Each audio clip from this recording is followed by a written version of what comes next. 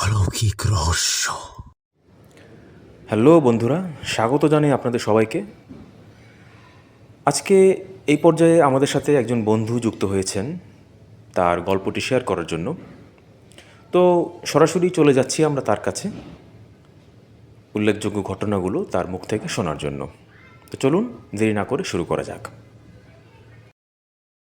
2009 সালে আমার মামা একটা ফরেস্ট রেঞ্জারের অফিসে কাজ করত, ফরেস্ট ডিপার্টমেন্ট।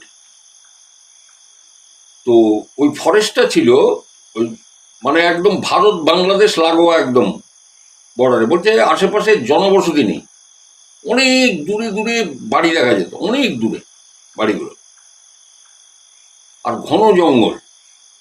তাহলে ওইখানে মানে মামাকে টহলদারির কাজে ওখানে থাকতে হতো। তো মামার এক সঙ্গীও ছিল, এগুলো দুজনে মিলে রাতে ওই ফরেস্ট ইয়েতে বিট অফিস থেকে বেরিয়ে টহল দিতে রাত্রিবেলা। তো বলছে একবার মামার যে সঙ্গী, সেই ভদ্রলোক, ওনার পারিবারিক কোনো সমস্যার কারণে উনি 7 দিনের ছুটি নিয়ে বাড়ি গেছিলেন। এবারে সেরকম কর্মচারী না থাকায় তো উপরমহল এতে বলে যে, মামাকে বলে যে আপনাকেই রাত্রিবেলাতে ডিউটি দিতে হবে, কেন সেরকম কোনো লোক আর নেই। তো বলছে মামা একাই রাত্রিবেলাতে ওই বিট অফিস থেকে বেরিয়ে ডিউটি দিত, হাতে টর্চ টর্চ তো নিশ্চয়ই থাকতো। তো বলছে প্রথম 2 দিন গেছে, কিচ্ছু হয়নি। বলে থার্ড দিন, তৃতীয় দিন যখন মামা ওই ফরেস্টের মধ্যে টহল দিচ্ছে, বলে পরিষ্কার শুনতে পাচ্ছে কেউ একজন মানে খুব তর্কাতর্কি করছে। মানে ধরুন আমি মোবাইল ফোন বা আপনি মোবাইল ফোন নিয়ে কারোর সাথে যদি ফোনে তর্ক করেন, যে আওয়াজটা হবে সেই তর্কাতর্কির ঠিক ওই রকম আওয়াজ কানে আসছে। তো মামা চিন্তা করছে যে এই তর্কাতর্কির আওয়াজটা কোত্থেকে আসছে, এখানে তো লোক থাকার কথা না, আমি ছাড়া তো কেউ নেই, আর এই গভীর জঙ্গলে কে আসবে। তো মামা কিছু বুঝতে পারেননি, ভেবেছেন আমার মনের ভুল। উনি টহল টহল দিয়ে এসে আবার মিডনাইটের পরে এসে উনি শুয়ে পড়েছেন। এইবার ফোর্থ ডে যখন উনি ওই বিট অফিস থেকে বেরোবেন তার আগে এইবারে ওই আওয়াজটা আরো জোরে পাচ্ছেন, আরো জোরে কেউ আওয়াজ করে কথা বলছে, মানে তর্কাতর্কি করছে, পরিষ্কার বোঝা যাচ্ছে একটা তর্ক হচ্ছে।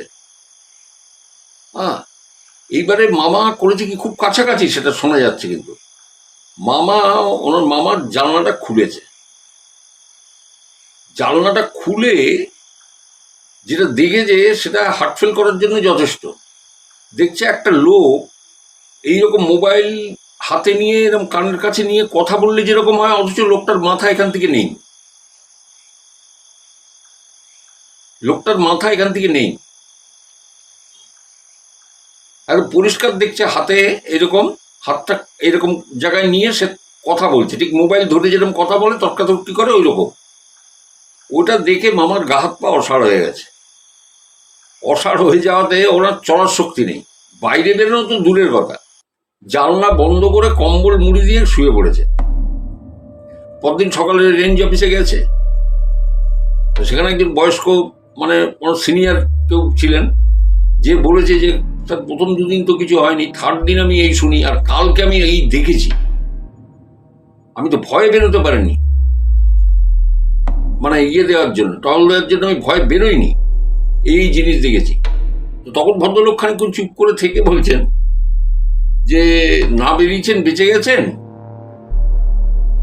ব্যাপারটা হচ্ছে আপনি এখানে ডিউটি জয়েন করার বছর 5 আগে এখানে একজন এইখানে ডিউটি করতো, তার পারিবারিক সমস্যার কারণে সেই যে ইলেকট্রিক যন্ত্র দিয়ে, যেটা দিয়ে গাছ কাটে, ইলেকট্রিক মেশিন, সেটা দিয়ে সে তার নিজের গলা কেটে দেয়, গলা কেটে আত্মহত্যা করে। এটা শুদ্ধ তার পারিবারিক কারণে। পরের দিনকে তার লাশটা ওখান থেকে উদ্ধার হয়, যে ওই গাছ কাটা মেশিনে নিজের গলাটা সে নিজেই কেটেছে। বলছে এরপরে বেশ কিছু পরে দুজন চোরা শিকারী এখানে ঢুকেছিল। হ্যাঁ, মানে দুর্লভ কাঠ সংগ্রহের জন্য চোরা শিকারী দুজন ছিল, তারা সংখ্যায় দুজন ঢুকেছিল। তাদের মধ্যে একজনকে গলা কাটা অবস্থায় পাওয়া যায়, আরেকজন পালিয়ে বেঁচে যায়। কিন্তু যে পালিয়ে গেছিল, পুলিশ কিন্তু তাকে ধরে ফেলেছিল। পরবর্তীতে পুলিশ তাকে ধরে পুলিশের কাছে যে সে যে জবানবন্দি দেয়, তাতে এই ঘটনাটা সেই চোরা শিকারী যে ছেলেটি যে পালিয়ে বেঁচে গেছিল, সে জবানবন্দি দেয় যে এইরকম একটা মাথাহীন লোক কে সে দেখেছে, এবং সে তার সাথে যে ছিল তার সঙ্গীকে সে এরকম মেরে দিয়েছে। ঠিক আছে, তো মামা শুনে তো মানে এর তো আতঙ্ক হয়ে গেছে। যাই হোক, উনি এরপর থেকে চেষ্টা করতে থাকেন যে ট্রান্সফার নেবার জন্য, যে অন্যত্র জায়গায় সে চিঠি চাপাটি অনেক কিছু করে টোরে উনি অন্যত্র ওখান থেকে বদলি হয়ে যান, ট্রান্সফার নিয়ে নেন। তো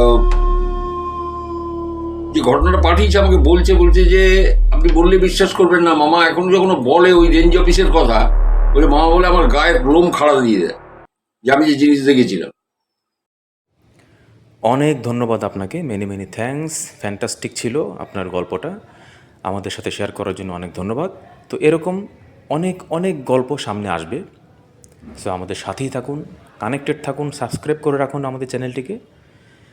নতুন কোনো ভিডিও পর্বে আপনাদের সাথে আবার দেখা হবে, কথা হবে। সে পর্যন্ত সবার সুস্থতা কামনা করে আজকের মতো বিদায় নিচ্ছি। ধন্যবাদ। প্রিয় দর্শক শ্রোতা, আপনার জীবনে যদি এমন অলৌকিক ঘটনা ঘটে থাকে, তাহলে তা আমাদের সাথে শেয়ার করতে পারেন স্ক্রিনে দেওয়া ইমেইল নাম্বারে। আপনার ইমেইলের অপেক্ষায় রইলাম। ভালো থাকুন, সুস্থ থাকুন। সবাইকে ধন্যবাদ।